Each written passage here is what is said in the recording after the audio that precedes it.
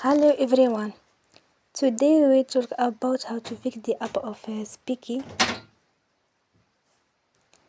We will go to settings.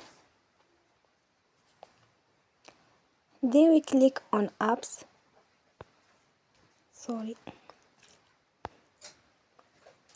After that we will search about the app of Speaky.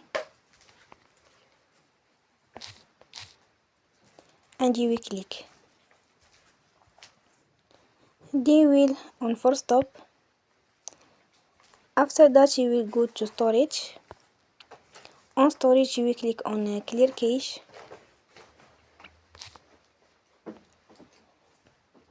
In the end you will turn off your Wi-Fi and you will turn again. Don't forget to support us by like and subscribe. See you next time and thank you for attention.